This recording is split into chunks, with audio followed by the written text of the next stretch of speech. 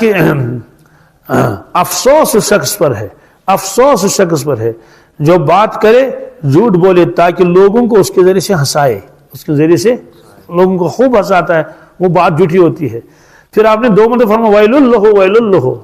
افسوس اس پر، افسوس اس پر۔ دوسرا ترجمہ اس کے لیے تباہی ہے، اس کے لیے کیا مشغلہ بنا رکھا ہے اور بیٹھا ہوا ہے اور جھوٹی باتیں بتا کے لوگوں کو کیا کرتا ہے، ہنساتا ہے، جھوٹی باتیں بتاتا ہے، یہ فرمایا۔ اور فرماتے ہیں کہ یہ جھوٹی باتیں جو بتاتا ہے کبھی کبھار ایسا بھی ہوتا ہے کہ اس میں دین کی توہین ہوتی ہے، کیا یعنی شریعت کے کسی حکم کی کیا ہوتی ہے، توہین ہوتی ہے، تو اس کی وجہ سے تو کلمہ کفر گویا یہ نکل گیا زبان سے، تو بیچارے کے تو ایمان کی بھی لالے پڑ گئے۔ یہ سب زبان کا ہے، جیسے آپ بہت فرماتے تھے اس زبان کا خیال رکھنا چاہیے۔ اور من صمت نجا، ایک روایت میں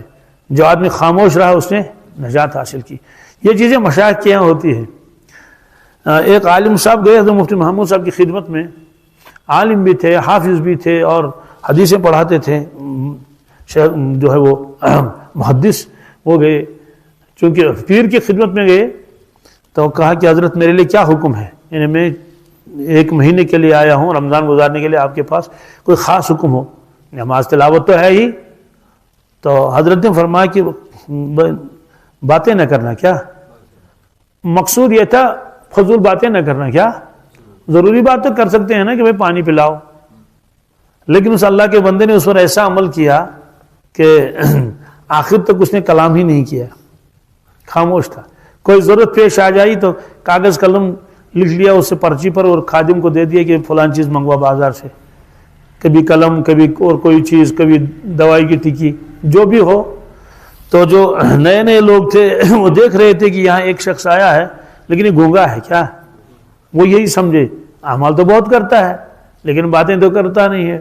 تو گونگا ہے۔ آخری عشرے میں وہاں باری لگتی تھی کہ آج فلاں مولانا کا بیان ہوگا، آج فلاں مولانا کا بیان ہوگا، دن میں تعلیم بھی ہوتی تھی، بیان بھی ہوتے تھے۔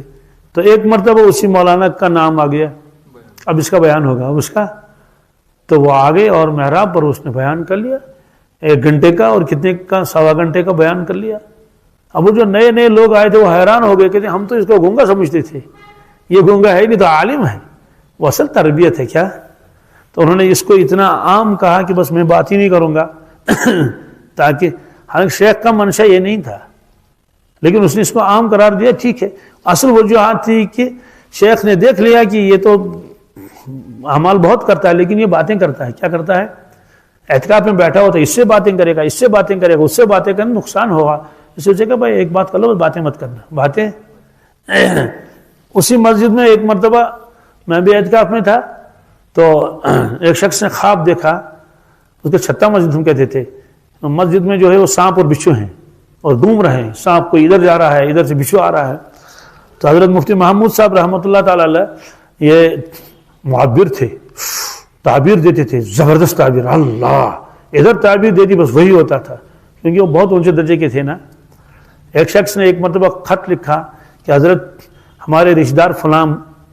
شہر میں ہیں، کلکتہ میں یا کہیں ہیں، تو میں نے دیکھا کہ وہاں جہاں وہ رہتے ہیں گلی میں ایک بیل مر گیا ہے، تو کتے جو ہے وہ گوشت کھا رہے ہیں لیکن لڑ رہے ہیں، کیا لڑ رہے ہیں، اس کی تعبیر کیا ہے؟ حضرت نے فرمایا اس کی تعبیر ہے ایسا لگتا ہے اس کا انتقال ہو چکا ہے، وہ جو تمہارا رشتہ دار ہے اس کا انتقال ہو چکا، فون وون تو تھے نہیں اس زمانے میں، اور ورثہ اب لڑ رہے ہیں وراثت کے اوپر، یہ دکان مجھے ملنی چاہیے، وہ کہہ رہے ہیں مجھے ملنی چاہیے۔ تو اب جب اس نے پھر وہاں رابطہ کر لیا تو انہوں نے کہا بالکل صحیح ہے، اس کا انتقال ہو چکا ہے اور وہ آپس میں اب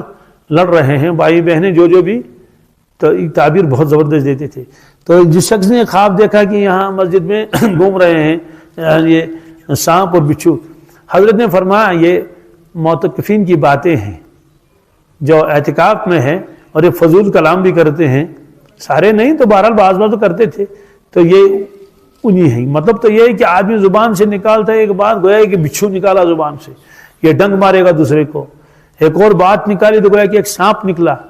پتہ نہیں کتنے کو ڈسے گا، کتنوں کو، اور جتنوں کی دل آزاری ہو جائے گی، اور اس کی باتوں سے کتنے فتنے اور فساد برپا ہو جائیں گے۔ تو بہرحال آپ نے یہ فرمایا کہ زبان کو قابو میں رکھنا چاہیے۔ حضرت عقبہ ابن عامر نے بھی ایک مرتبہ عرض کیا،